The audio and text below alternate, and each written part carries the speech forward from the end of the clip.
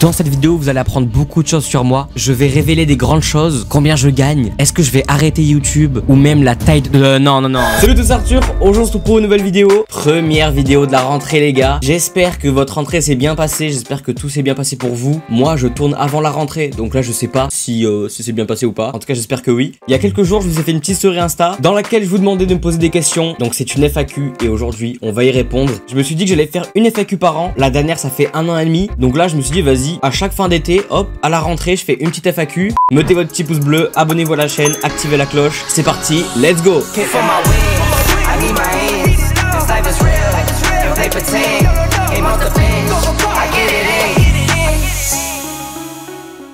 Ok, c'est parti, je vais aller voir vos petites réponses. D'ailleurs, n'hésitez pas à venir sur Instagram, je poste des stories souvent, je vous informe de l'actualité des vidéos, etc. Et pas des actus de la semaine, ça c'est pas moi, c'est un autre gars. Moi je vous informe des actualités des vidéos. Ah oui, et aussi, je pourrais pas mettre tout le monde dans la vidéo. J'essaie de mettre un maximum de personnes, mais je peux pas mettre tout le monde parce que vous avez vraiment été extrêmement nombreux à m'envoyer des questions, les gars. Il y a eu beaucoup de réponses, donc merci beaucoup à tous. Question de Raphaël. Yo mon pote. Avec quel matériel as-tu commencé? Frérot, quand j'ai commencé YouTube, c'était scandaleux. J'avais une mini tablette et je filmais toutes mes vidéos avec ça. Ça filmait en format carré. Bonjour et bienvenue pour la présentation de ma chaîne. Voilà, donc ça c'était ma toute première vidéo sur YouTube. J'avais 8 ans, voilà.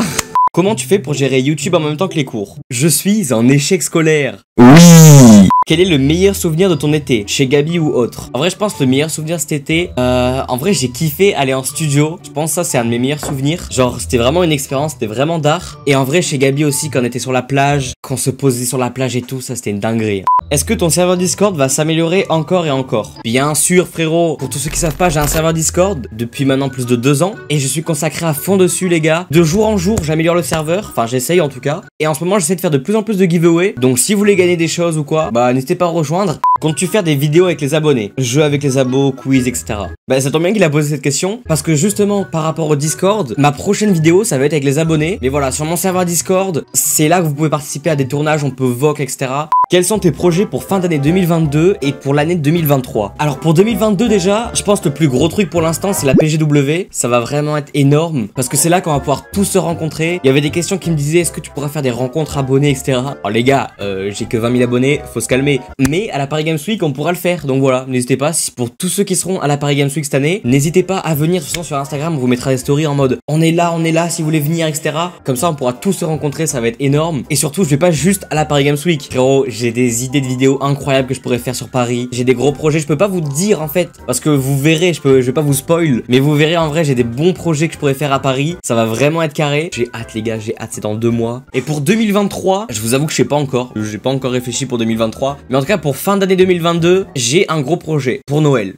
Voilà. Bah, je peux pas vous en dire plus. Quel youtubeur t'accompagne à la PGW? Alors ça pareil, je peux pas vous le dire, pas parce que j'ai pas envie ou quoi, c'est juste que je sais pas encore. Alors bien sûr il y aura Gabi, ça c'est sûr, parce qu'il va faire un vlog par jour sur sa chaîne quand on sera là-bas. Après il y a quelques autres youtubeurs que je sais qu'on va se rencontrer, etc. En tout cas la seule chose que je sais, c'est que je serai avec Gabi. Voilà, on prendra un hôtel, etc. Tu vois. Après les autres youtubeurs, bah je sais pas, juste on les rencontrera dans le salon ou... En fait ça je sais pas vraiment, on verra là-bas. Hein. Pourquoi t'as toujours une casquette? Alors ça là, cette question-là on me l'avait jamais posée. Bon là j'ai pas de casquette, mais c'est vrai que depuis février là, je mets souvent des casquettes, même très souvent. Et en fait je sais pas, c'est pour, je pense c'est surtout pour tenir mes cheveux. Là je sors du coiffeur, en vrai là ça va, je suis bien. Mais quand ils sont un peu plus longs, je mets une casquette, tac, voilà, j'ai pas besoin de me coiffer, c'est tout bon, y a aucun problème frérot. Y a Kossi qui dit exprime tes sentiments envers Gabi.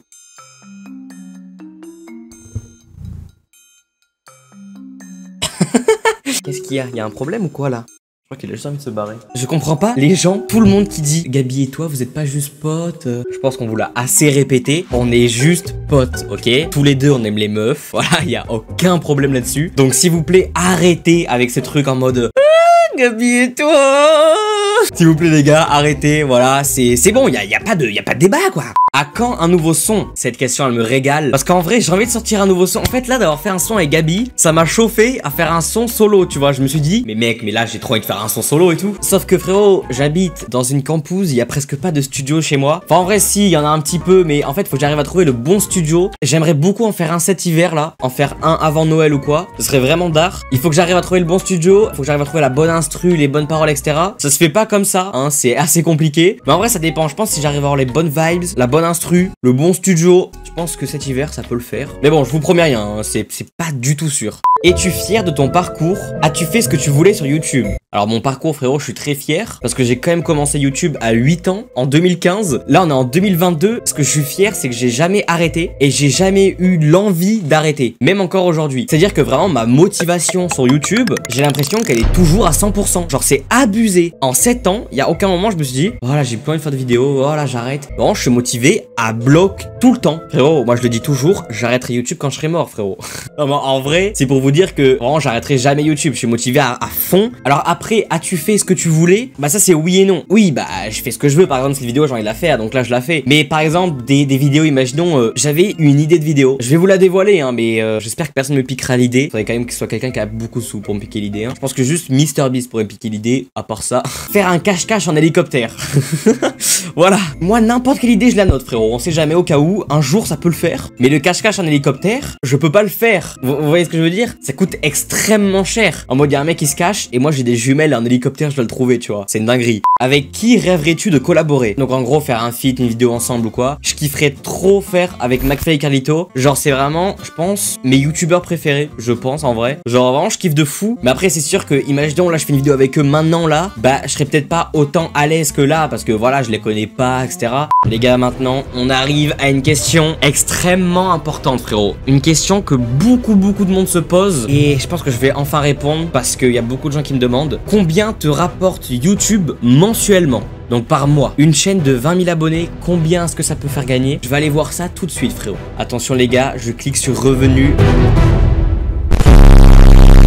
Quelle est ta vidéo préférée de toute ta chaîne? La vidéo que je suis le plus fier, que je suis le plus content d'avoir fait, etc. Je pense que c'est le cache-cache à Paris. Parce que, en fait, je kiffe Paris. Et même la vidéo, elle est incroyable. J'adore, genre, des assez gros concepts comme ça. J'aimerais trop en refaire. Alors, c'est pas un énorme concept de malade, hein. Mais c'est quand même une des vidéos que j'ai le plus kiffé. Après, il y a aussi les vidéos pochettes d'albums que je kiffe faire. D'ailleurs, j'aimerais bien faire un épisode 3 bientôt. Après, il y a quand même la vidéo Jeux Olympiques #2, là, que j'ai sorti il y a pas longtemps. Qui était quand même une très grosse vidéo. Voilà, je vous invite à aller la voir si vous l'avez pas vue. À quel moment tu te définirais-tu d'avoir réussi sur YouTube? Quand je pourrais faire le cache-cache en hélicoptère. Là, c'est sûr j'ai réussi, frérot. Déménagement? Wesh, les gars, calmez-vous. Je passe en première, là, hein. J'ai que 16 ans. Ah non, mais frérot, déménagement, c'est pas pour tout de suite, je pense, hein. Comptes-tu déménager sur Paris quand tu seras majeur? Alors, je sais pas quand je vais déménager, mais j'avoue que si un jour je déménage, je kifferais habiter à Paris. Genre, vraiment, c'est une ville que j'adore et j'aimerais trop habiter là-bas. En vrai, mon goal ultime, ça serait d'avoir réussi sur YouTube, genre d'être youtubeur, etc. Et d'habiter à Paris. D'avoir un studio là-bas ou tu vois genre faire tous mes projets à Paris, être youtubeur, vraiment ça serait vraiment un de mes plus grands rêves, hein. T'aimes toujours autant YouTube qu'il y a 1 ou 2 ans? En vrai, oui. Genre, en fait, ça dépend YouTube en termes de créateurs ou en termes de spectateurs. En termes de créateurs, comme je vous l'ai dit, je suis toujours autant motivé, frérot. Et après, en termes de spectateurs, je trouve pas. Il y a beaucoup de gens qui disent que YouTube c'était mieux avant et que les concepts étaient mieux avant, que maintenant on s'ennuie, il y a plus rien à regarder. En vrai, je trouve pas parce qu'en vrai, sur YouTube, c'est juste que la plateforme évolue. En fait, sur YouTube, il y avait une première vague où c'était les podcasts qui marchaient à fond. Ensuite, il y a une deuxième vague, c'était plus le gaming. Et là, il y a une troisième vague, c'est plus les vidéos divertissement, jeux, vidéos à plusieurs en featuring avec d'autres youtubeurs, etc. Ça c'est plus la vague d'aujourd'hui, des vidéos de divertissement. Et en vrai je trouve que les 3 périodes étaient vraiment bien. Il n'y a pas de choses décevantes. Genre personnellement je trouve que j'ai toujours autant de plaisir à aller sur YouTube, à regarder des vidéos. Genre ça a pas changé, genre enfin le contenu a changé. En mode je me suis adapté, genre je trouve que c'est de mieux en mieux. Par exemple les vidéos Où est Charlie de Squeezie, des grosses vidéos comme ça, je trouve ça incroyable, tu vois. Donc je trouve que ça a évolué mais en bien en vrai. C'est juste un peu dommage qu'avec TikTok, il y a moins de monde sur YouTube, je trouve. Enfin il y a quand même beaucoup de monde, mais ce que je veux dire c'est que maintenant les gens ils préfèrent regarder beaucoup plus des contenus très courts sur TikTok que des grosses vidéos sur YouTube, tu vois. Parce qu'après sur YouTube en ce moment c'est les vidéos longues qui marchent beaucoup, mais je pense que ça dépend de chaque créateur et ça dépend aussi du type de vidéo que tu fais. Mais à part ça en vrai je trouve que la plateforme elle évolue bien. Perfect. Bon bah voilà les gars, j'espère avoir répondu à toutes vos questions. J'ai été le plus honnête possible, j'espère que tout a été clair. Si vous avez d'autres questions importantes que j'ai pas répondu, n'hésitez pas à me les dire en commentaire. Et si vous n'avez pas de questions, bah dites-moi aussi en commentaire qu'est-ce que vous avez pensé de la vidéo, est-ce qu'elle vous a plu. C'est ce genre de vidéo, je sais pas si ça va vous plaire ou pas parce que c'est juste je réponds à des questions, etc. Mais je sais pas si ça vous intéresse ou si juste vous en battez les couilles. Voilà, je sais pas. Donc dites-moi tout, abonnez-vous à la chaîne, activez la cloche de notification parce que toutes les semaines je fais une vidéo, enfin j'essaye, je donne mon max, mais là les cours reprennent les gars, donc j'espère que ça ira. En tout cas les gars, moi je vous souhaite une bonne soirée, une bonne journée à tous. On se retrouve la semaine prochaine pour une nouvelle vidéo. Ciao les gars.